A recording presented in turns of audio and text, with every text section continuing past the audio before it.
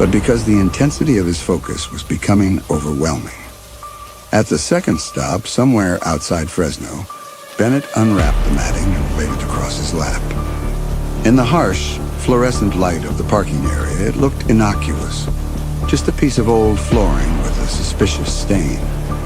But when he placed his palm flat against the fibers, that strange knot sound returned, fainter now, but still perceptible.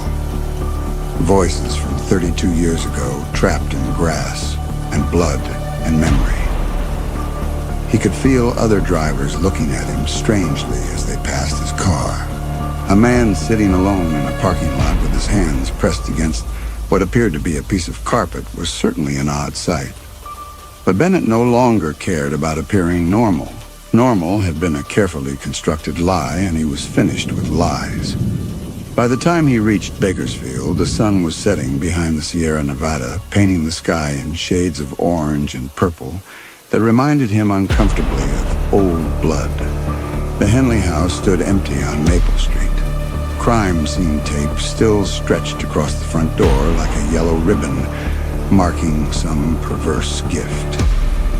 Bennett parked across the street and sat for several minutes, studying the house's facade.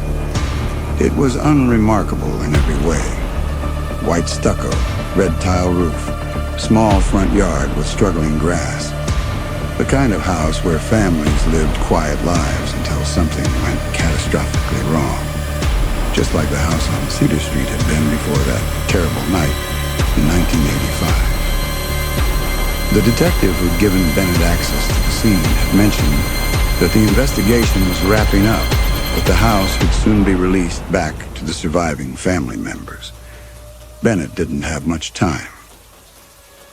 He gathered the wrapped matting and his camera bag, checking to make sure his phone was fully charged.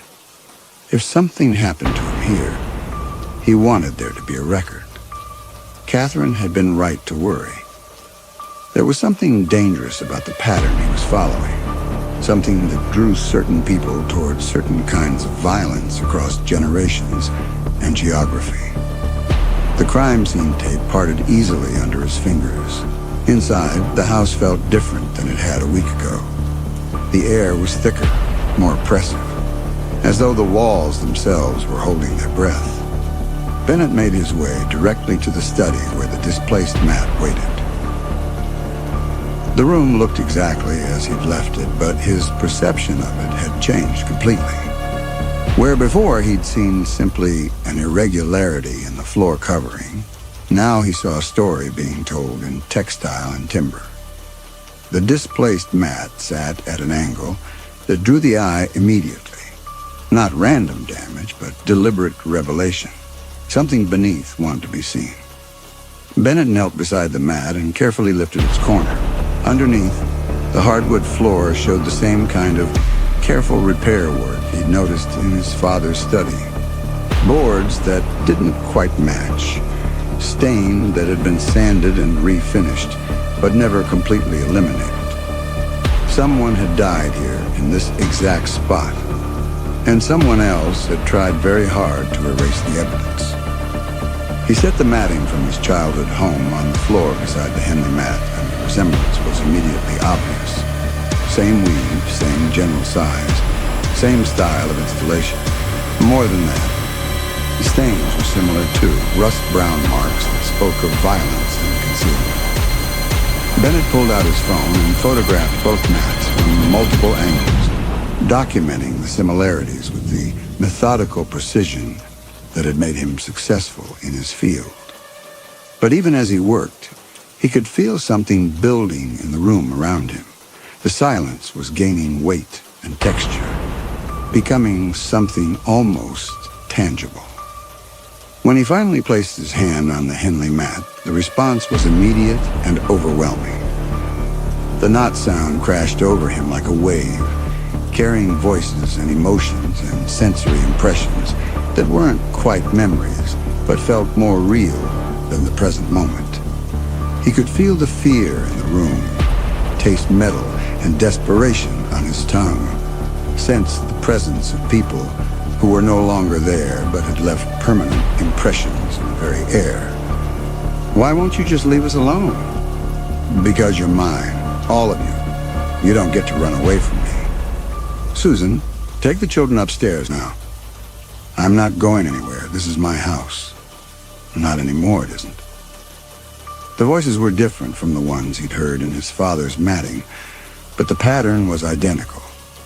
A family in crisis, a man pushed beyond reason, violence erupting in a space that should have been safe. And underneath it all, the sound of children crying, of innocence being shattered by forces beyond the control. Bennett pressed harder against the mat, trying to catch more of the phantom conversation. The sensations grew stronger, more detailed.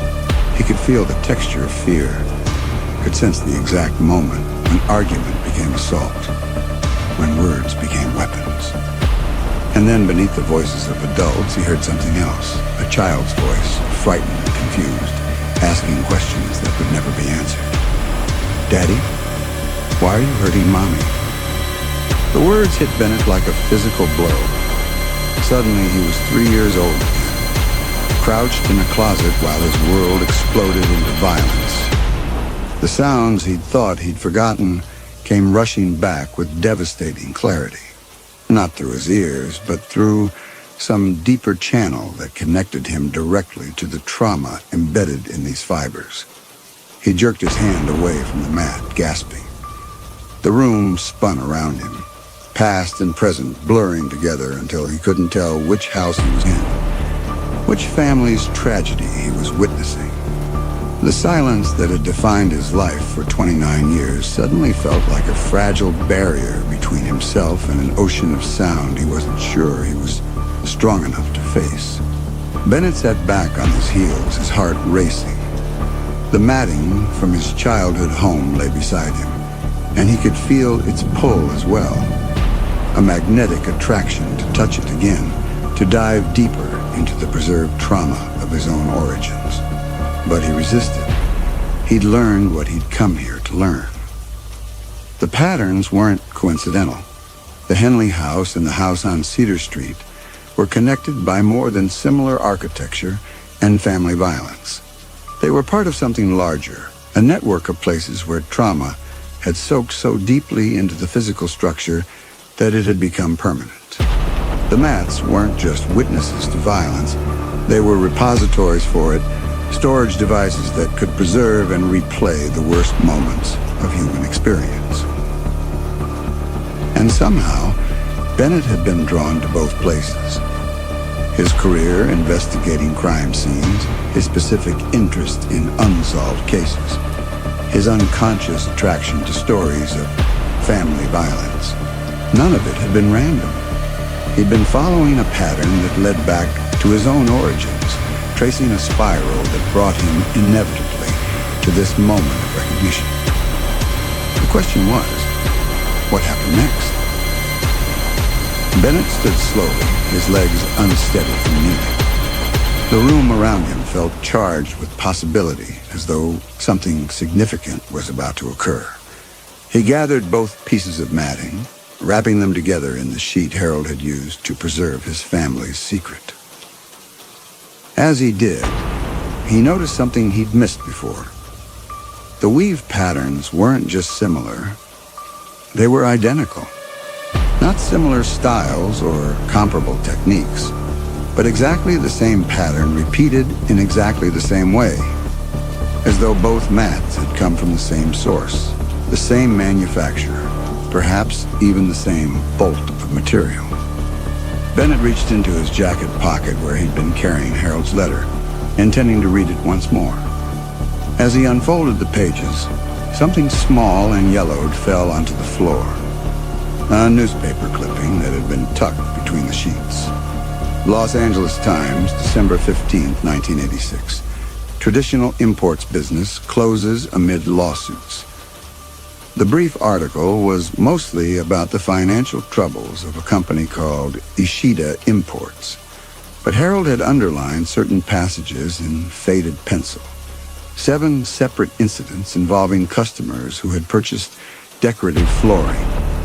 Families with no prior history of domestic violence. Owner maintains products were spiritually contaminated.